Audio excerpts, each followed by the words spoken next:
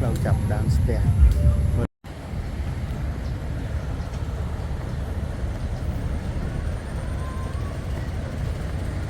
នេះដើរលេងជុំវិញផ្សារកំពង់ចាម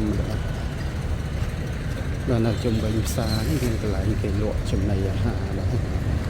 នេះគឺរទេះលក់ចំណីអាហារតាមចំថ្នល់របស់ខេត្តកំពង់ចាម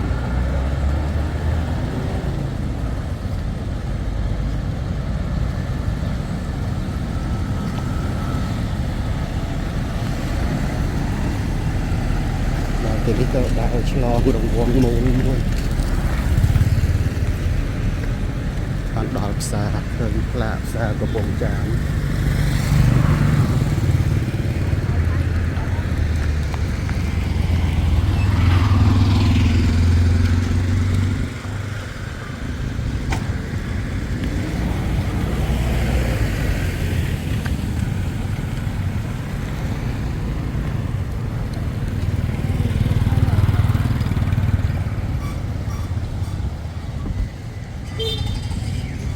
នេះគឺជាផ្សារធំនៅកំពង់ចាមហើយគេដាក់ថាផ្សារធំកំពង់ចាមសូមស្វាគមន៍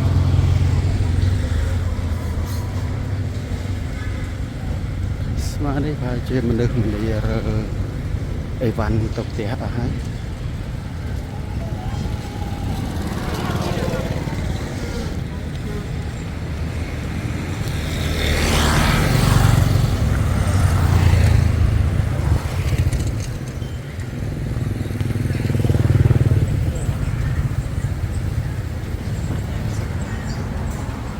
នេះតាមពិតបើមើលទ្រង់ទ្រាយតម្រង់នៃផ្សារកំពង់ចាមហ្នឹងគឺផ្សារនេះមានរូបរាងនិងអាយុប្រហែលជាផ្សារនេះដែរប្រហែលជាផ្សារធំថ្មីបាត់ដំបងផ្សារក្រណាត់ខេត្តកំពតអញ្ចឹងដែរហើយក៏មានអាយុប្រហែលនឹងផ្សារធំនៅភ្នំពេញដែរផ្សារធំថ្មីនៅភ្នំពេញនេះផ្សារនេះនៅជារចនាបថបារាំងនៅឡើយ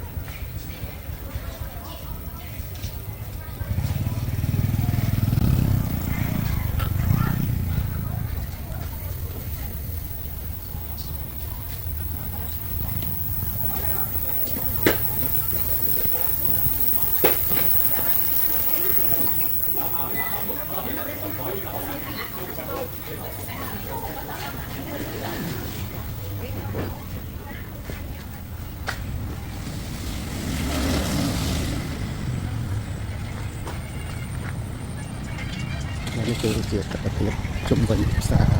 កំពង់ចាម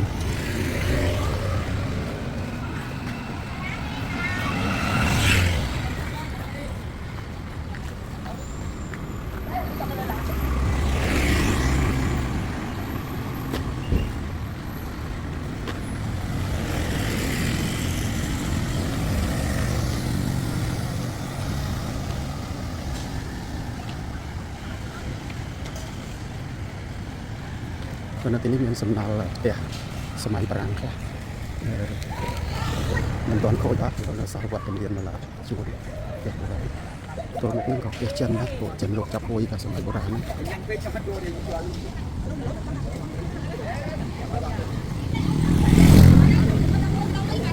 ជុំវិញនេះគឺហាងលក់អីវ៉ាន់ចាប់ឆាយ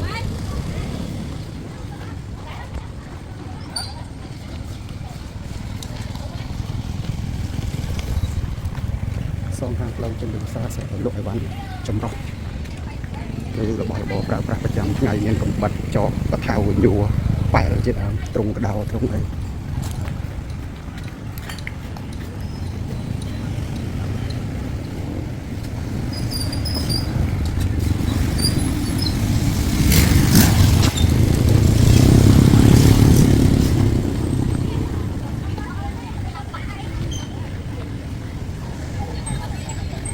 នេះជាទេសភាពជុំវិញផ្សារនៅពេលរសៀលរៀបអស់ស្ដងកត់នៅសល់តែបន្តិចទៀតថ្ងៃលិចហើយមានសកម្មភាពរបស់ប្រជាជនសកម្មហើយនេះគឺជាកន្លែងលក់ម្ហូបអាហារឆ្អិនស្រាប់នៅជុំវិញផ្សារធំកំពង់ចាម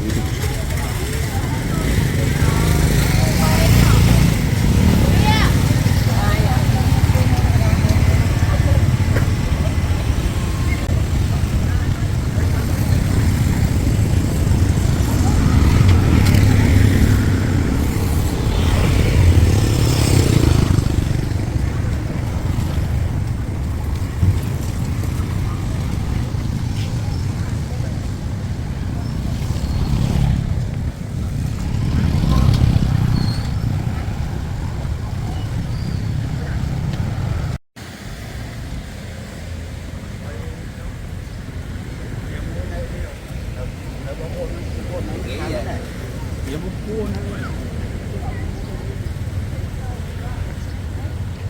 េះសួនច្បារតំណាងឲ្យខេត្តកំពង់ចាមមានរូបសំណាកមនុស្សអង្គុយនៅមាត់កំពង់រងចាំមើលកប៉ាល់មើលទូកអីចូលមកចតនៅទីនេះ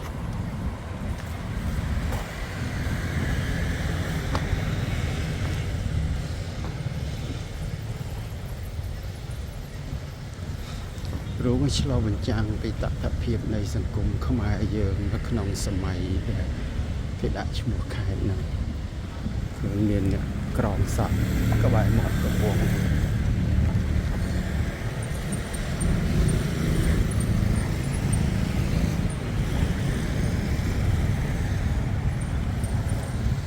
នេះតាមមាត់ទន្លេផ្នែកខាងលើនៃទីរួមខេត្តកំពង់ចាម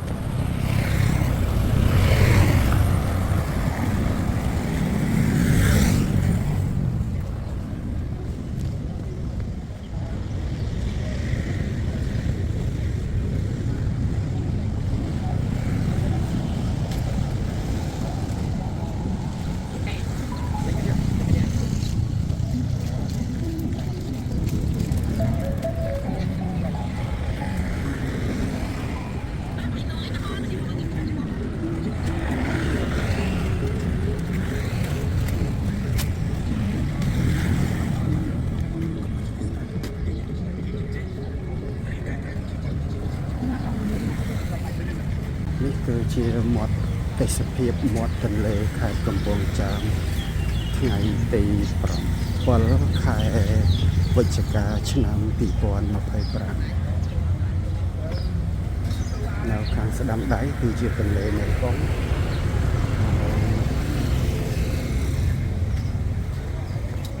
នៅខាងឆ្វេងដៃនេះគឺជាកន្លែងទីតាំងផ្សាររាត្រីមួយដែលគេលក់អាហារសម្រាប់យុវវ័យដើរលេងកម្សាន្តពេលយប់តែឥឡូវនេះអត់ទាន់យប់អត់ទាន់មានអ្នកណាមកលេង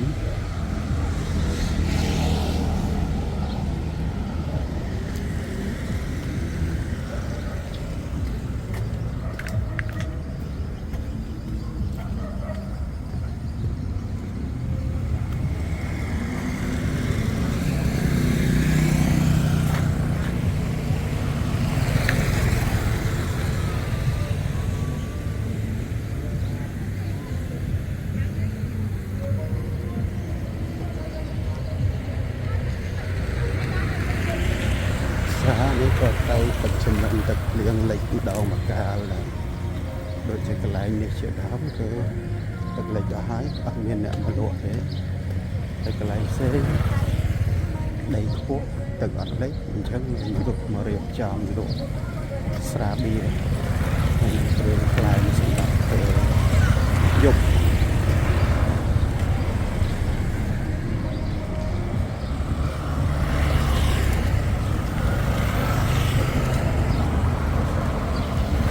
ស្មានតែលក់វងតែញាប់ដៃញាប់ជើងរៀបចំទឹកត្រៀមសម្រាប់ភ្ញៀវមកពេលយប់ពេលបន្តិចទៀត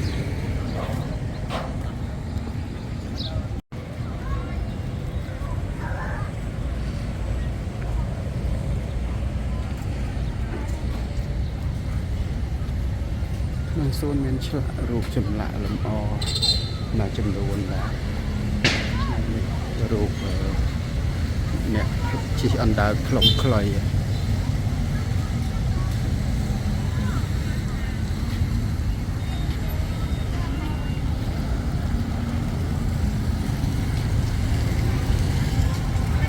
បាទនេះដើរមកដល់ម្ដុំក្រោមស្ពាននេះចំកន្លែងគេ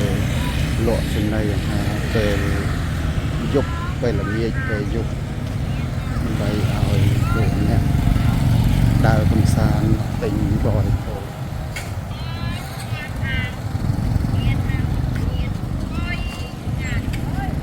នេះជាផ្សារផលិតផលខ្មែរមួយដែលគេលក់នៅខេត្តកំពង់ចាម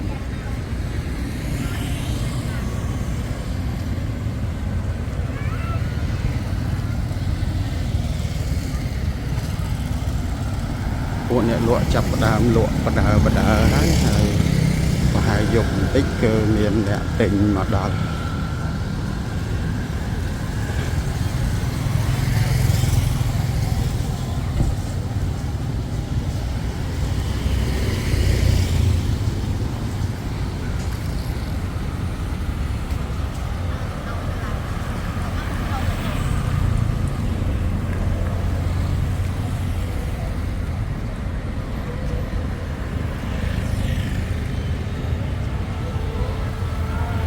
ខេត្តកំពង់ចាមសម្បូរផ្លែឈើចឹងហើយបានជាគេធ្វើផ្លែស្ងួតឈើស្ងួតច្រកជាកញ្ចប់ទឹកលក់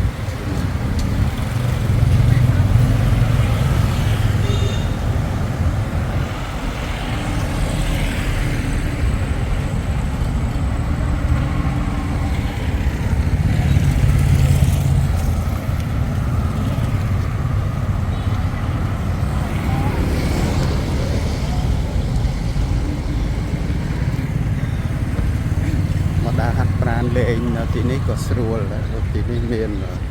បន្ទប់ទឹកសាធារណៈអីនេះមានទាំងខាងប្រុសខាងស្រីបាទបន្ទប់ទឹកនេះស្ថិតនៅក្នុងសួនច្បារដ៏ស្រស់ស្អាតមួយ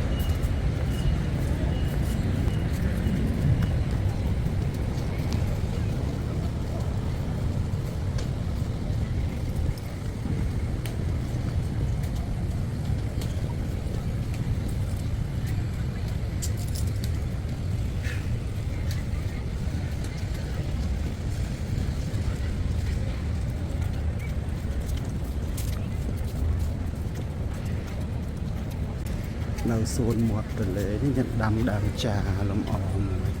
បាទដើមចាក៏ជាអត្តសញ្ញាណនៃកសិករកម្ពុជាដែរពីព្រោះវាភាគច្រើនតែដុះនៅតាមភ្លឺស្រែតាមវាលស្រែរបស់ប្រជាជន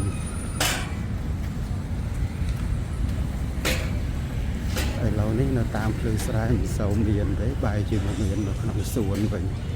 ពីព្រោះកសិករបានកាប់វាចេញដើម្បីដាំស្រូវឲ្យបានផលល្អ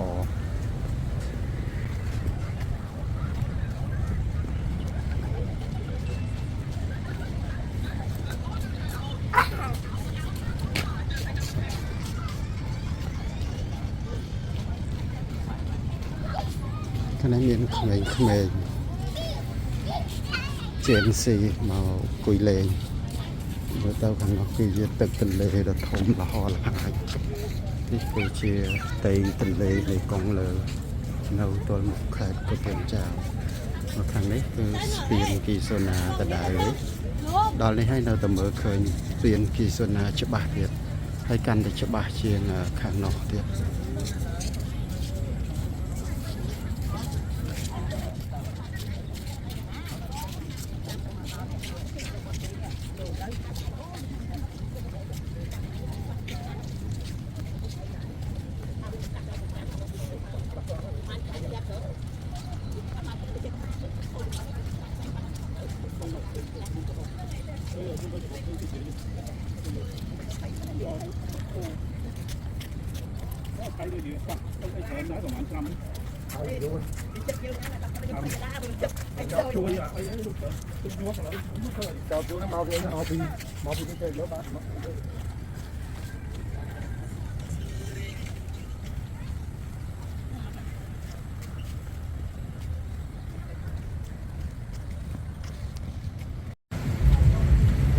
លីសូភ្លេងគេលេងហើយជាមានអ្នកមក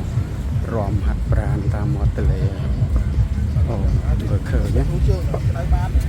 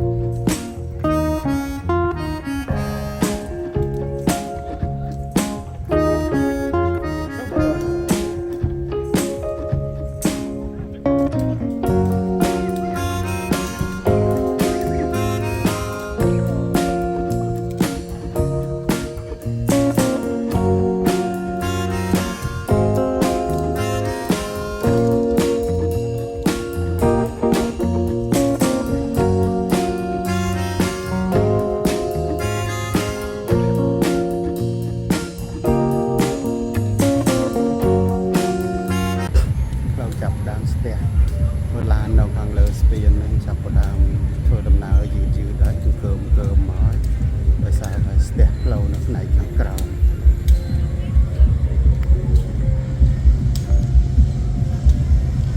នេះពេលយប់ចូលមកដល់ហើយទេសភាពខេត្តកំពង់ចាមបដូរពណ៌ចាប់ផ្ដើមមានពន្លឺភ្លើងអំពូលអគ្គិសនីរះឡើង